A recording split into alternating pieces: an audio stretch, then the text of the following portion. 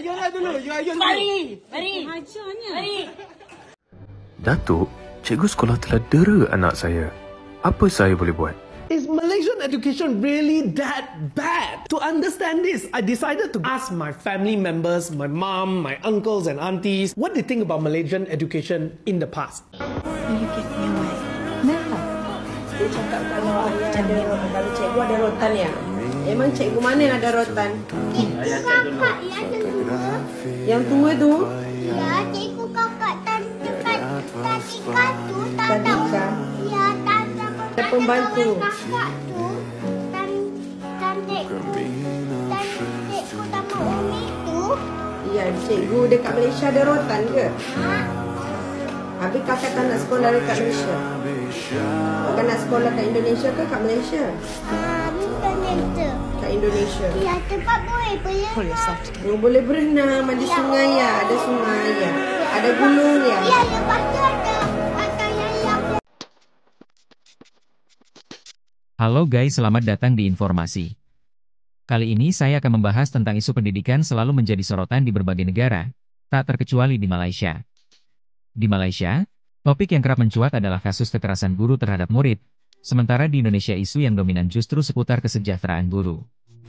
Malaysia sebenarnya memiliki Child Act 2001 yang sudah diperbarui pada 2016, berfungsi sebagai payung hukum perlindungan anak. Namun, di ranah pendidikan, aturan mengenai hukuman fisik belum sepenuhnya dihapus. Praktik corporal punishment seperti hukuman rotan masih dilegalkan dalam batas tertentu. Biasanya hanya boleh dilakukan oleh kepala sekolah atau guru yang ditunjuk, dengan catatan tertulis, dan tidak boleh dilakukan secara berlebihan. Sayangnya, aturannya, abu-abu, ini seringkali membuka celah penyalahgunaan. Beberapa kasus kekerasan guru terhadap murid tetap mencuat ke publik, bahkan ada yang sampai menjadi sorotan media nasional Malaysia. Video dan kesaksian orang tua yang memindahkan anaknya ke sekolah di Indonesia karena trauma dipukul rotan mempertegas bahwa masalah ini masih menjadi luka dalam sistem pendidikan Malaysia.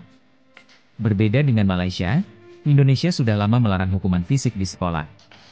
Sejak diberlakukannya UU Nomor 23 Tahun 2002 tentang Perlindungan Anak, segala bentuk kekerasan terhadap anak dianggap tindak pidana. Ketika ada kasus guru memukul murid, biasanya cepat viral di media sosial dan berujung pada tindakan hukum maupun sanksi administratif. Karena itu, wacana pendidikan di Indonesia jarang lagi berkutat soal kekerasan guru, melainkan lebih banyak menyentuh masalah kesejahteraan guru. Isu klasik tentang rendahnya honor guru honorer, distribusi guru yang tidak merata, serta status kesejahteraan tenaga pendidik lebih sering menjadi perdebatan di ruang publik.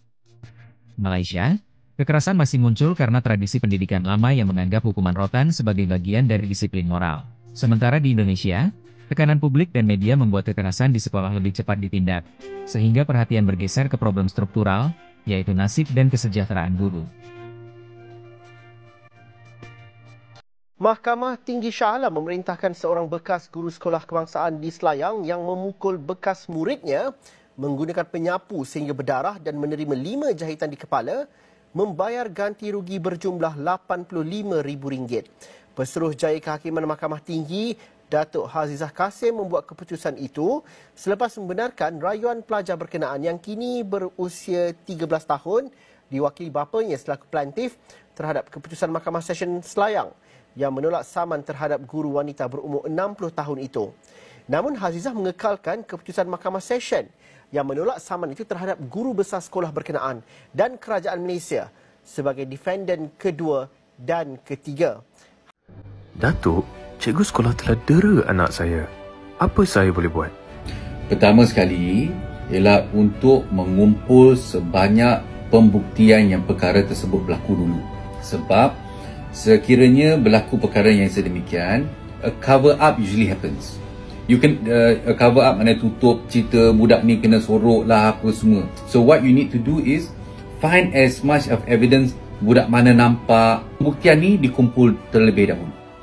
Kedua, untuk membuat laporan polis. Dan lepas buat laporan polis, akan dihantar ke klinik untuk membuat laporan perubatan pula. Lepas laporan perubatan dibuat, dan kembali kepada pegawai penyiasat untuk tengok apakah tindakan lanjut yang akan dibuat. Sekiranya perkara ini selepas disiasat menjadi pendakwaan, dan biarlah mahkamah untuk settlekan. Okey.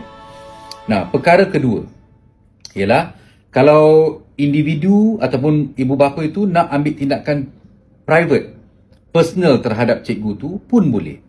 Dia boleh failkan satu saman terhadap cikgu tersebut untuk tindakan sepak anak dia. Itu tindakan sivil. Boleh diambil.